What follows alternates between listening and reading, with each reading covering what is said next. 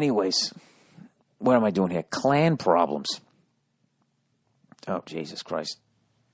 I live in rural Alabama and have a problem only someone in my savage, ass-backwards, inbred area of the country could have. I'm a 25-year-old female, and my dad is a member of the local organization of the KKK. But by the way, it's the Ku Klux Klan, not the Clue. Ku. All right? Like yin and yang. It's not yin and yang, as I said forever. I also said the Ku Klux Klan.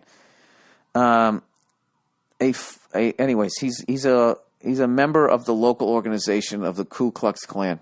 I actually, just for comedic reasons, would love to go to a Klan meeting just to listen to what they say, and then I would just start talking and see how much shit I could make up just to hear him. I know it. I was thinking that the other day.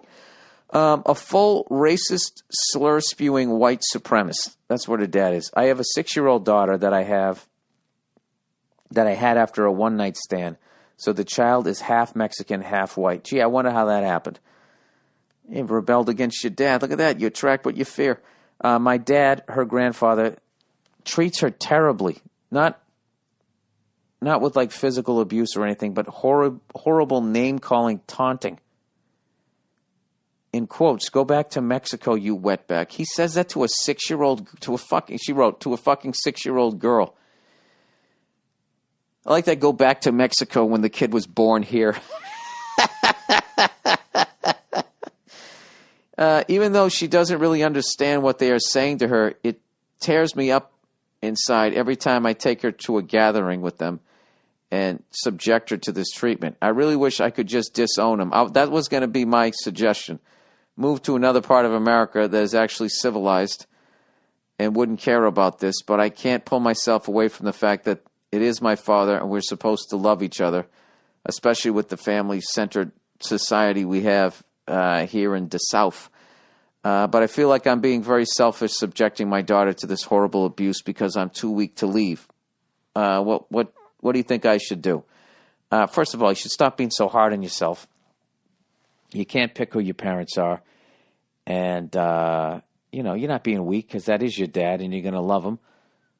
I think you're actually a well-adjusted person. You understand what you're doing to your daughter, and I think you know the decision you're going to have to make. And I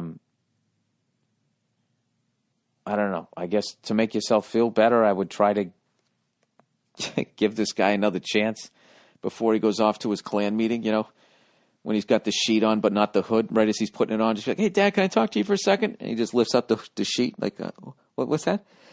What do you want to talk about? And just give him a chance. Just say, listen, I'm going to leave if you don't stop.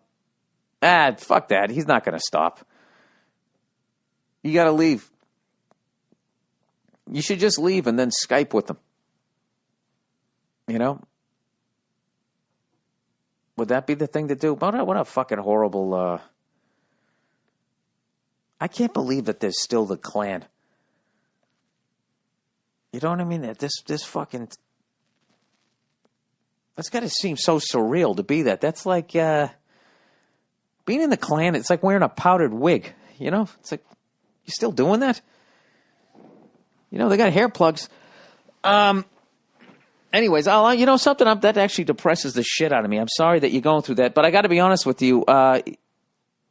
The South gets a bad rap as far as people thinking that that's the only place that there's morons that think horrible fucking things.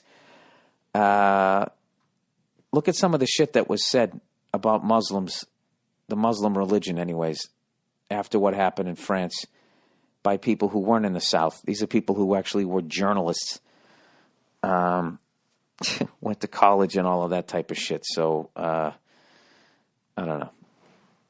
I don't fucking know, but I would tell you, I wouldn't do that to a kid if your parents were saying some stuff like that. That's just really not funny, is it?